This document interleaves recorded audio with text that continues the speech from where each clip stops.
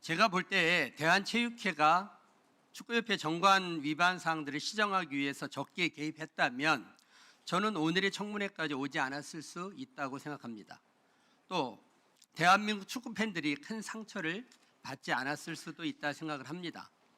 대한체육회에서는 지금이라도 축구협회 관리단체 지정에 대해서 검토하시고 그 판단 결과를 본의원실로 보고해 주실 것을 부탁드리겠습니다. 이용수 직무대행님께 잠깐 질문 드리겠습니다. 지금 축구협회는 문체부 특별감사에 불복해 소송을 냈지만 1심에서 패소했고 이에 대해서 다시 항소를 진행하고 있지요. 네, 지금이라도 축구협회의 부실 문제를 인정하고 항소를 취하하고 국민들 앞에 축구협회의 쇄신 의지를 보일 생각은 없습니까? 당시 예, 아니오로만 대답해 주십시오. 네 아니오라고만 답하기는 좀 어려울 것 같습니다. 당시 이사회에서 항소를 결정한 것은 물론 문체부 시간이 없기 때문에 지금 이제 축구협회를 관리단체로 지정을 하게 되면 모든 임원이 일괄 사임을 하게 됩니다. 맞지요? 네, 알겠습니다. 네, 수고하셨습니다. 님 질의해 주신데요. 참고로 오전만 지금 재석해 있는 김대희 참고인에게 질의를 반드시 해 주셔야 합니다. 진행해 주십시오. 네, 먼저 홍명보 증인 답변은 예 아니오로 해주시기 바랍니다. 증인 최원석 씨 아십니까? 예. 네. 최 씨는 증인이 대표로 있는 홍명보 장학재단하고 축구교실에서 근무했던 인물입니다. 증인이 국가대표팀 감독으로 선임된 직후에 24년 8월 2일 대한축구협회 수행운전기사 공개 채용을 거쳐서 증인의 수행기사로 근무했습니다. 맞죠? 네. 네. 증인 감독 사퇴 전후에 김승희 전무나 협회 임직원한테 이 사람 고용 부탁했습니까? 안 했습니까?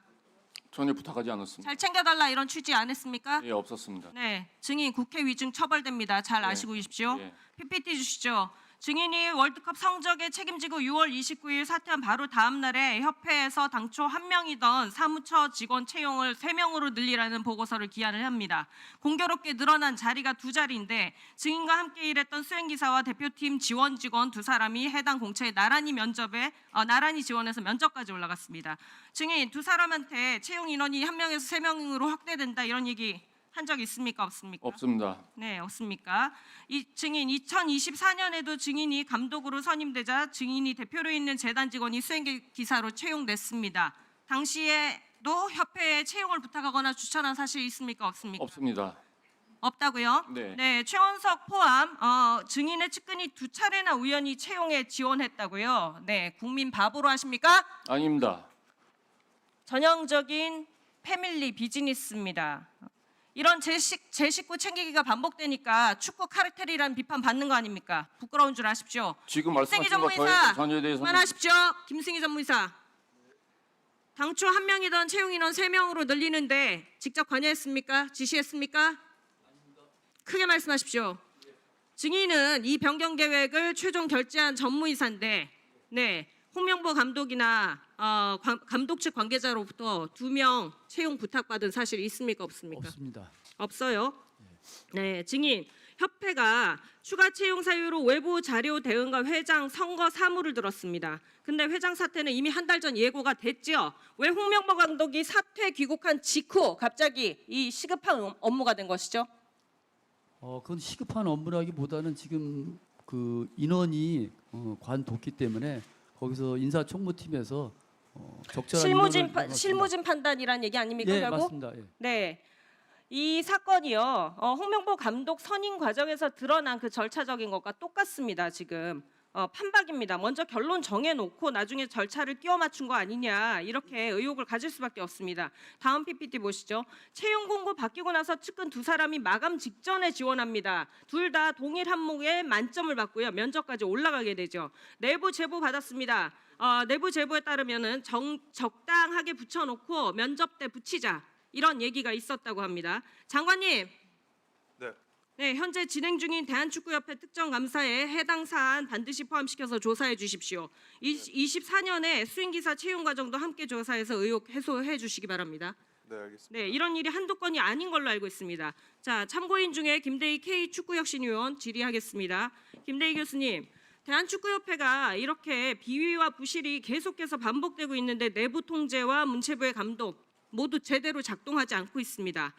PPT 보시면은 영국 같은 경우에 자율 규제 한계를 인정을 하고 있어요. 그래서 독립 축구 규제 기관을 법률로 설치했습니다.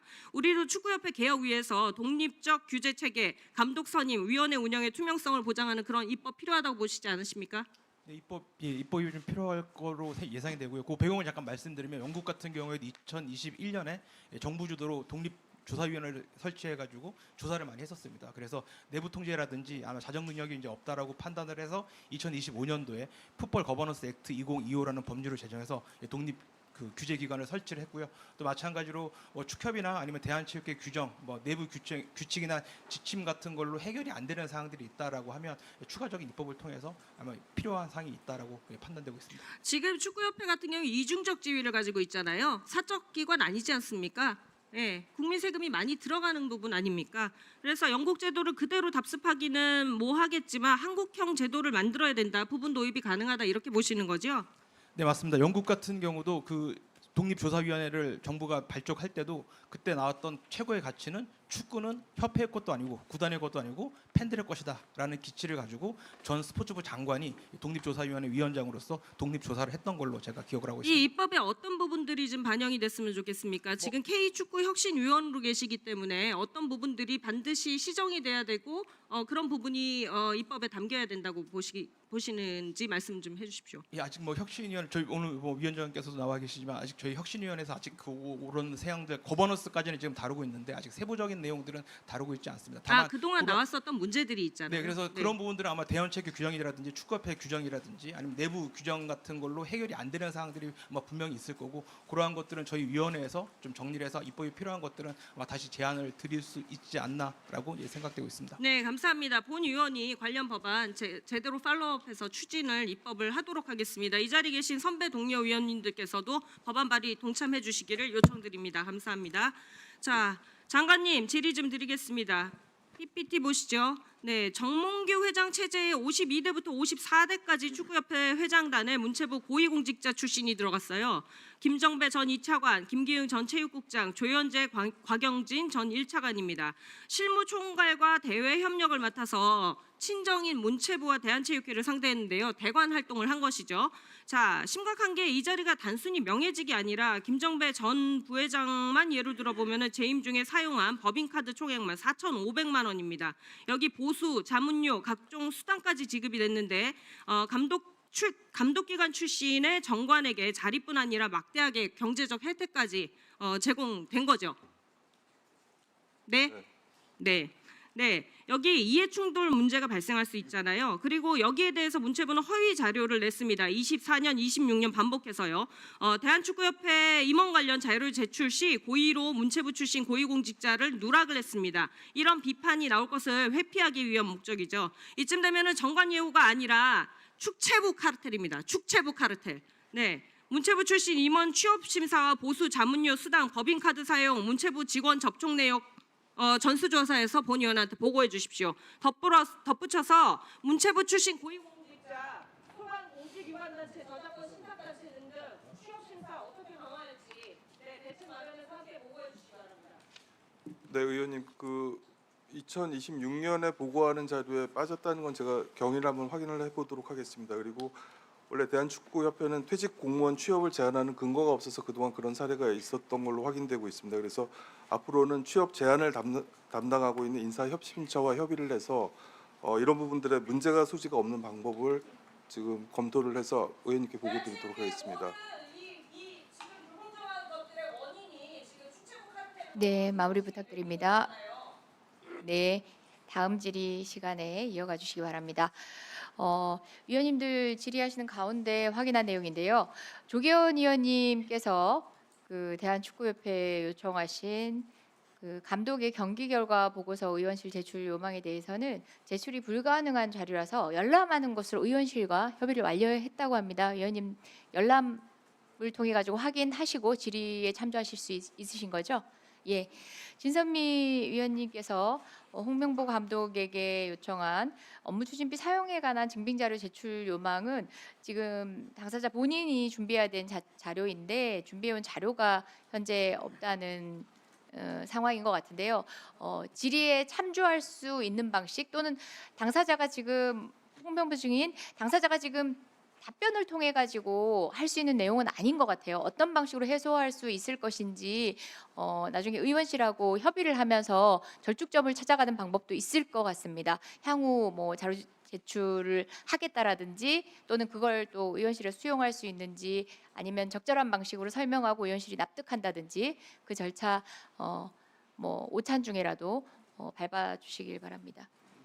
네, 질의를 이어가겠습니다. 다음은 네, 어떤 내용이실까요?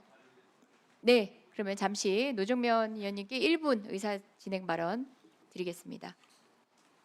축협이 그 열람이라도 시켜준다니까 제가 거기에 용기를 얻어서 2024년 7월이 그 홍명보 감독의 국가대표 감독직 서면 결의한 시기입니다. 근데 그와 관련한 자료를 지금 단 한 장도 제출한 게 없어요. 사흘에 걸친 그 이사회가 진행이 됐고 제4차 이사회입니다. 그러면 거기 자료도 이사들한테 제공했을 거고 그 서면 결의하는 과정에 그 서류도 있을 텐데 그 하나도 제출 안 하고 있고요. 그리고 차기 이사회에 전차 이사회 보고하도록 되어 있습니다. 그러면 그 차기 이사회가 2024년 10월에 열렸는데 그 이사회에도 자료가 있어야 돼요. 근데 거기에도 지금 공개된 자료가 없고 달라 그래도 안 줍니다. 이거 꼭 받아주시기 바라고요. 그 뭐 마이크 잡은 게 왜 10초 남았습니까? 그 우리 홍 감독이 만난 이임생 씨 그 당시에 전력강화위원 아니었어요. 네, 이상입니다. 네, 질의를 이어가도록 하겠습니다. 윤영군 의원님 신문해 주시기 바랍니다. 네, 충남 공주시 부여군 청양군 국회의원 윤용근입니다. 축구 팬의 한 사람으로서 먼저 이번 북중미 월드컵에서 고생하신 우리 선수와 코칭 스태프분들께 위로와 격려의 말씀을 드리고 싶습니다. 월드컵 성적 부진으로 청문회까지 열리게 돼서 좀 안타까운 마음이지만 이번 청문회는 한국 축구를 사랑하는 국민들이 협회의 근본적인 문제점을 고치기를 바라는 마음에서 비롯된 것이라고 생각됩니다. 앞서 여러 의원님들이 축구협회 자체에 대해서는 많은 질의를 하셨기 때문에 저는 축구협회의 상위 기관인 대한체육회 그리고 문체부는 제 역할을 다 했는지 구조적인 문제는 없었는지 상위 기관들이 관리 감독 기능은 다 했는지에 초점을 맞춰서 질의를 하도록 하겠습니다. 먼저 정몽규 전 축구협회장님께 질문 좀 드리겠습니다. 간단한 질문입니다. 정몽규 회장님, 네. 대한축구협회는 대한체육회 산하단체가 맞습니까? 예, 대한체육회에는 정관 규정이 있고요. 대한체육회 산하단체는 체육회의 정관과 규정을 준수할 의무가 있는데 알고 있습니까? 네. 그러면 대한축구협회가 그동안 대한체육회의 정관과 규정을 모두 준수해 왔습니까? 뭐 열심히 준수했다고 이렇게 생각하고 있습니다. 위반 사항은 없었습니까? 뭐 위반 사항도 그 있을 수 있다고 생각이 됩니다. 축구협회는 앞서 특정감사 등에서 확인되었듯이 정관 규정 위반 등을 이유로 여러 번 특정감사도 받아왔습니다. 그런데 혹시 대한체육회로부터 관리단체 지정이라는 제재를 받은 적이 있습니까? 없습니다. 지금까지 항상 A 등급이나 S 등급을 몇십 년 동안 계속 받아왔었습니다. 유승민 대한체육회장님에게 질문을 좀 드리겠습니다. 네. 축구협회가 체육회 정관과 규정을 위반한 적이 있습니까? 지금까지는 좀 파악 중이어서요. 여러 가지 특정 감사라든지 뭐 이런 부분들이 결과가 나오고 있는 상황이어서 지금 파악 중에 있습니다. 특정감사 결과가 여러 번 나왔는데 여전히 파악 중입니까? 체육회 정관 제10조 제2항 4호에 보면 체육회는 회원단체가 공정하고 투명한 운영을 할 수 있도록 지도 및 지원할 의무가 있다. 또 정관 11조에는 감사에 대한 조항을 두고 있습니다. 위법 또는 부당한 사실이 있다고 밝혀진 경우에는 징계 처분을 요구할 수 있다. 그리고 12조에 보면 관리단체 지정을 규정하고 있습니다. 그러면 유승민 대한체육회장님, 축구협회에 공정하고 투명한 운영을 지도한 사실이 있습니까? 저희가 몇 차례 공문은 보낸 적이 있는 걸로 파악을 하고 있고요. 또 문체부와 합동으로 특정감사를 들어갔기 때문에 함께 협력해가지고 논의해서 결과를 공지해준 적은 있는 걸로 알고 있습니다. 그 자료를 제출할 수 있습니까? 저희 논의해 보겠습니다. 두 번째, 있다면 자료 제출해드릴 수 있을 것 같습니다. 축구협회 운영과 관련해서 체육회가 조사나 감사를 실시한 적은 있습니까? 저희가 단독으로 한 적은 제 임기 중에는 기억이 나지 않습니다.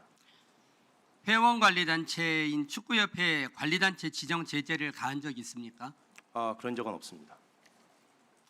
정말 이상합니다. 그동안 대한체육회에서는 빙상연맹 등 산하 종목단체에 대해서 여러 차례 관리단체 지정 사례가 있습니다. 그리고 그 사유들을 살펴보니까 특정감사 결과에 따른 관리단체 지정의 필요성, 그래서 관리단체를 지정한다.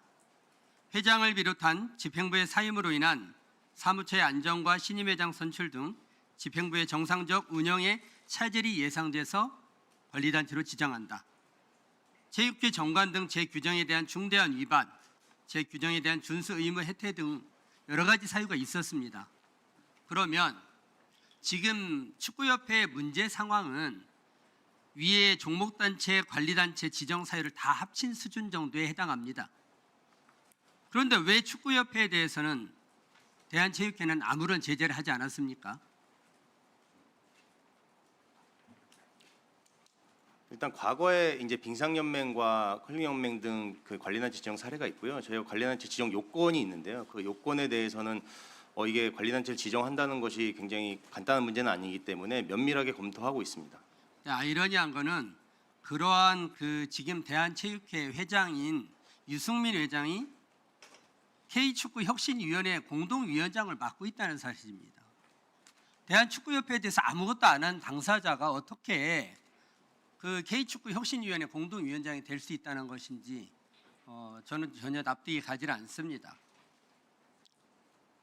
제가 볼 때 대한체육회가 축구협회 정관 위반 사항들을 시정하기 위해서 적기에 개입했다면 저는 오늘의 청문회까지 오지 않았을 수 있다고 생각합니다. 또 대한민국 축구 팬들이 큰 상처를 받지 않았을 수도 있다 생각을 합니다.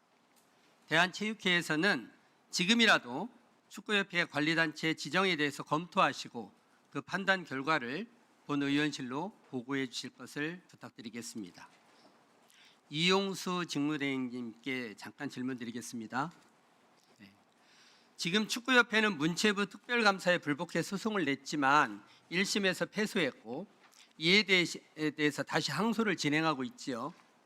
네, 지금이라도 축구협회의 부실 문제를 인정하고 항소를 취하하고 국민들 앞에 축구협회의 쇄신의 의지를 보일 생각은 없습니까?